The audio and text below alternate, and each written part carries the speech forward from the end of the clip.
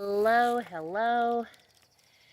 Taking you on a little stroll in the garden because this whole conversation is about creating an inner life and really looking at your inner life, creating a creative life, intentional life, and creating your inner life.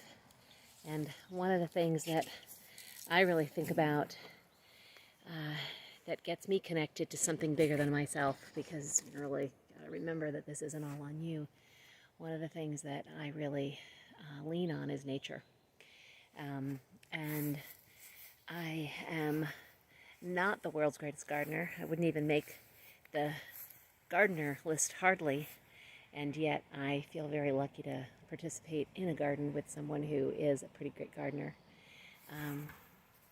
And I, this year in particular, because I've had so much time, like so many of us have had, and not really that I have that much time, there's plenty of things I need to be doing, and yet my motivation is just really, I'm having a hard time discovering it and finding it. And I've been working on and off for the last year and a half with a spiritual coach who always reminds me that if I'm pushing too hard, if I'm using my willpower, that it's not likely what it is I'm being called to do. And so if I want to access more intuition and more of a connection with the larger conversation that's available, a larger, greater good, a larger, higher power, then I need to be deeply listening to what I'm called to do. So today, I was called, and I will show you my work here. I was called to finish planting my potatoes.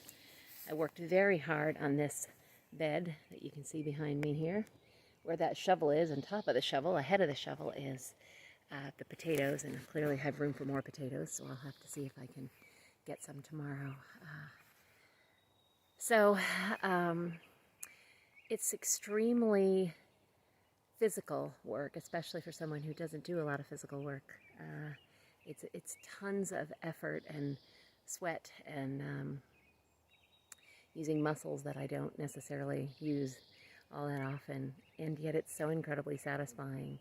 And it's miraculous. It's miraculous. And I know there are scientists that can tell me exactly what's happening.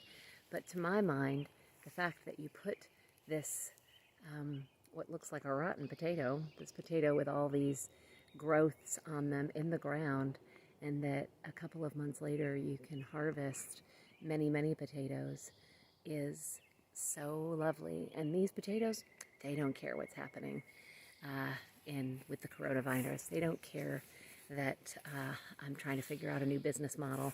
They don't care about all my earthly concerns. And it helps me remember that I can access that same those same miracles, that same miraculousness. Back here is the cherry tree. Yes, I love cherries. They're one of my favorites. We've never harvested any cherries from this tree, however, because the birds get to them. You can hear them.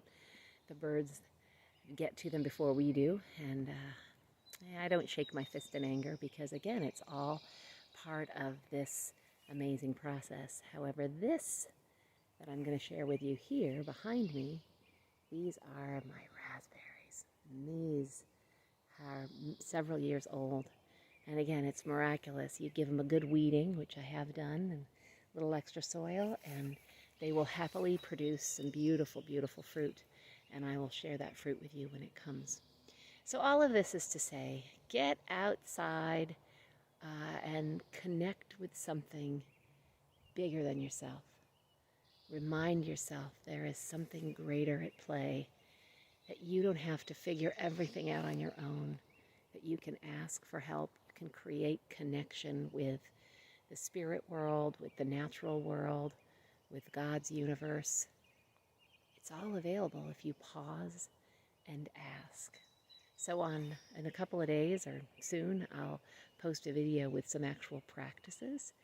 But for now, simply going to ask you to take a moment and focus on something that is completely oblivious to your earthly concerns.